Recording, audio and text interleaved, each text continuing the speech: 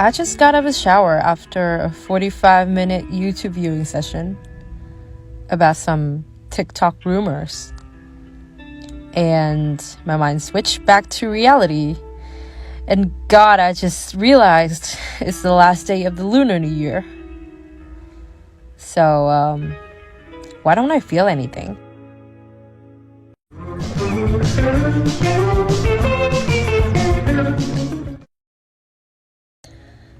Hi folks, this is the first episode of Mrs. Jenkins' Rotcast series.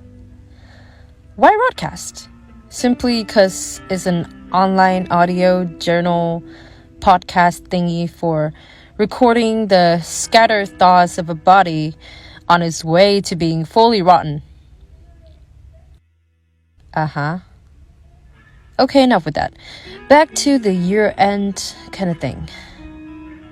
Well, I didn't expect myself to be so indifferent about an occasion that most people, my past self included, make so big of a deal of. When I was little, all I could think of about this time of the year is, oh, this night is gonna be so magical. Watching fireworks and skipping school and having the permission to stay up late and shit. But then all that spark just kind of phased out as I grow up. And I gotta admit, it's become progressively worse. To the point that now I just want to sleep through all those nightly hours with a bunch of people out on the streets, sticking their eyes on some gunpowder being activated. I want to sleep through the days that follow.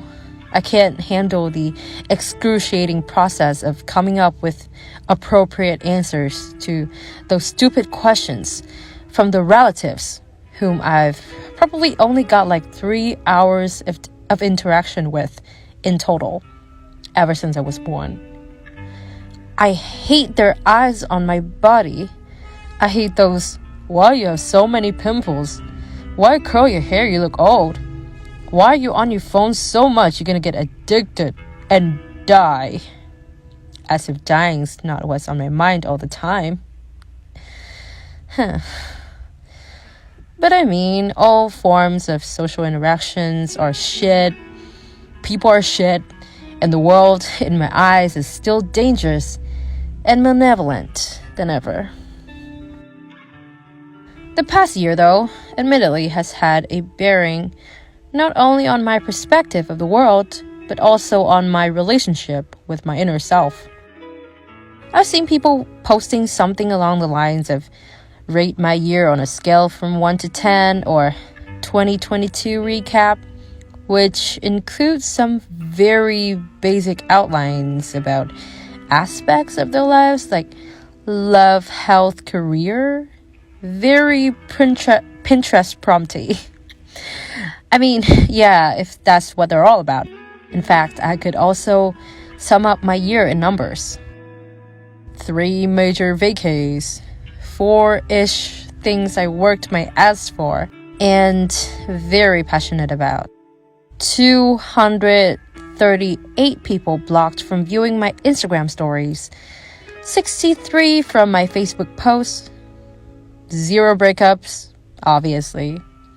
3 new friendships, or more, I honestly cannot remember. And a shit ton of toxic people kicked out of my social circle. Remember what I just said about summing up a whole year in the confinement of a few numbers? That's total bullshit. I love numbers. They're great for representing data and categorizing information. But human experience is not data. As I said, scattered, turbulent, not following any sort of rigid patterns. And even broader question prompts like, what's the most memorable moment of the year? Or who did you spend most time with? Still seem far from enough. Either because they're too vague for a definite answer, or the answer is just going to be way too obvious. Worst is the multiple choice questions. Either or. Sorry, what? I mean, I kind of understand the psychology that lies behind this tendency. People like having prearranged options to choose from, rather than having to dive deep into the process of soul-searching and ruminating about their own ebbs and flows and triumphs and failures throughout such a long period of time.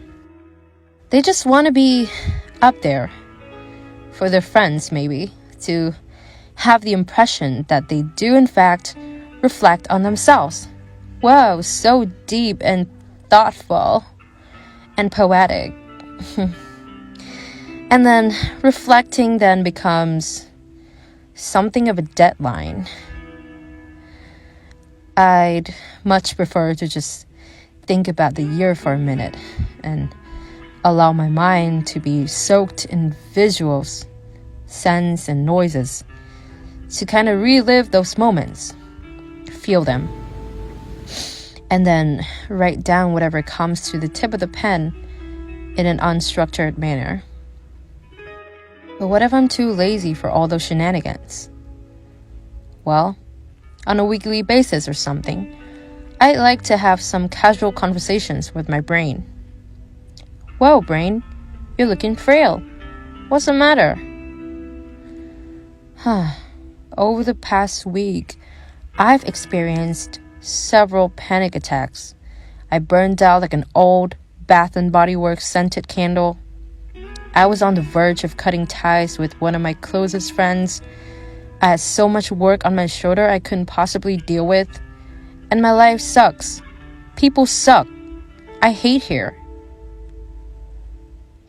So you want to live through this? I mean, what else would I do? I still want to discover good music from my YouTube recommendations.